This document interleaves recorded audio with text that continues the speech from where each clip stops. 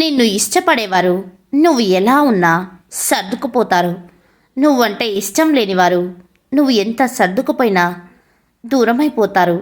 అలాంటి వాళ్ళ గురించి ఆలోచించి సమయాన్ని వృధా చేసుకుని నీ మనసుకు బాధ పెట్టుకోకుండా ముందుకు వెళ్ళు. విజయం నీ కళ్ళ ముందు ఉంటుంది మిత్రమా.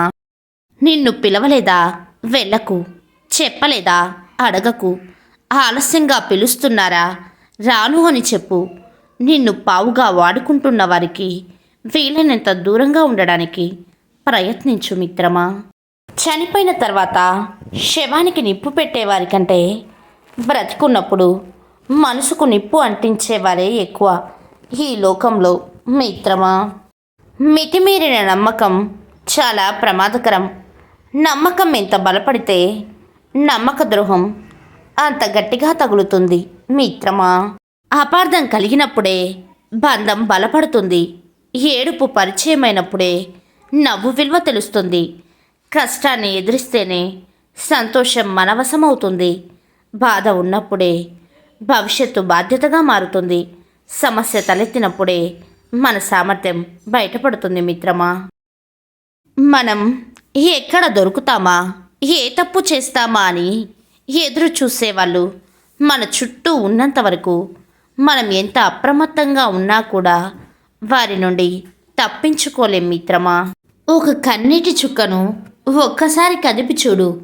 ఎన్ని కథలు, ఎన్ని వెతలు, ఎన్ని కలలు, ఎన్ని ఆశలు, ఎన్ని ఊసులు, ఎన్ని గాయాలు, ఎన్ని కలయికలు, ఎన్ని జ్ఞాపకాలు, ఎన్ని విషాదాలు, ఎన్ని వీడ్కోళ్ళు, ఎన్ని రహస్యాలు, ఎన్ని వేదాంతాలు, ఎన్ని జీవిత సత్యాలు మనసు విప్పి చెబుతుందో మిత్రమా. ఒకరి అమాయకత్వాన్ని ఎవరైతే వారి అవసరాలకు వాడుకుంటారో ఇప్పుడు వాళ్ళు గెలవచ్చు, కానీ ఏదో ఒకరోజు వారికి తగిన శిక్ష అనుభవిస్తారు వారు ఎవరైనా సరే మిత్రమా. సముద్రం వద్ద ఎటు చూసినా నీరే కనిపిస్తుంది, కానీ గుక్కెడు నీళ్లు కూడా తాగడానికి పనికిరావు.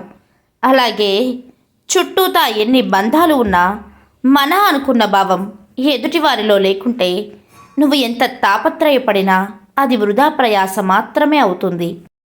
ఎప్పుడైతే ఈ సమయం మిమ్మల్ని పరీక్షిస్తుందో అప్పుడు మీరు నిరాశపడవలసిన అవసరం లేదు. భయపడకుండా సహనంతో పాటు ముందుకెళ్ళి చూడు. అలాగే ఇంకా ముందుకెళ్ళు. పరిస్థితి యొక్క ప్రతి పరీక్షను ఎదుర్కో. ఈ పరీక్ష మీకు భవిష్యత్తులో ఎలాంటి ఫలితాన్ని ఇస్తుంది అంటే మీరు దానికి కృతజ్ఞతగా ఉంటారు మిత్రమా. నువ్వు ఖాళీగా ఉంటే ఈ లోకం నిన్ను పనికిరాని వారు అంటుంది. అదే నువ్వు కష్టపడుతుంటే పిచ్చివారు అంటుంది. వీళ్ళ మాటలు వింటే అక్కడే ఉంటావు. అదే వీళ్ళ నోళ్ళు ముయించాలి అంటే ఆకాశమంత ఎత్తుకు ఎదగాలి మిత్రమా.